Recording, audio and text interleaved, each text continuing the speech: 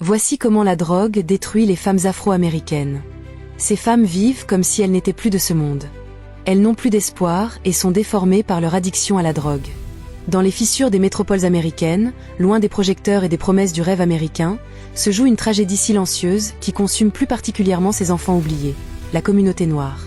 Ce n'est pas une histoire de chiffres ou de statistiques, mais une hémorragie de l'âme, une épidémie de désespoir que la caméra de Stashuzé Entertainment refuse de laisser dans l'ombre.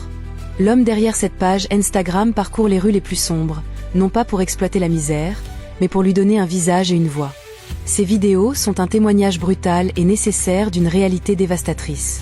On y voit des femmes, majoritairement des femmes noires, et des hommes dont la lumière s'est éteinte.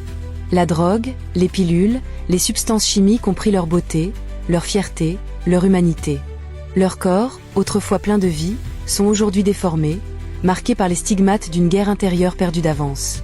Ils errent dans les rues, sales, malades, le regard vide, dans un état qui s'apparente à une mort sociale, une existence de zombies où la seule quête est la prochaine dose pour anesthésier une douleur devenue insupportable. Chaque visage a son histoire, chaque cicatrice raconte une chute différente. Il est facile de chercher une seule cause, mais la vérité est un enchevêtrement complexe de traumatismes personnels et de failles systémiques. Loin des clichés, la réalité est plus profonde. Pour beaucoup, c'est l'héritage d'un racisme systémique qui a brisé des générations, créant un terrain de désespoir et un manque d'opportunités. C'est le poids écrasant de devoir être un pilier, une femme noire forte, dans une société qui offre peu de soutien en retour, poussant au silence plutôt qu'à la demande d'aide. C'est la conséquence d'un État qui a abandonné ses communautés les plus vulnérables, les laissant sans accès à des soins de santé mentale ou à un filet de sécurité sociale. La caméra de Stashuzé Entertainment capture ces récits avec une compassion crue. On y entend ce jeune homme afro-américain, qui a fui un foyer qui rejetait son orientation sexuelle. En cherchant la liberté, il a trouvé la rue, et la rue lui a offert la drogue comme seul refuge. On y voit ces femmes, autrefois mères, épouses, filles, aujourd'hui contraintes à la prostitution pour financer une dépendance qui est devenue leur seul maître. Leurs témoignages, livrés d'une voix brisée, sont déchirants. Elles décrivent le cercle vicieux, vendre leur corps pour acheter les pilules qui leur permettront d'oublier qu'elles ont dû vendre leur corps, tout en faisant face à la violence des gangs et des prédateurs qui les rackettent.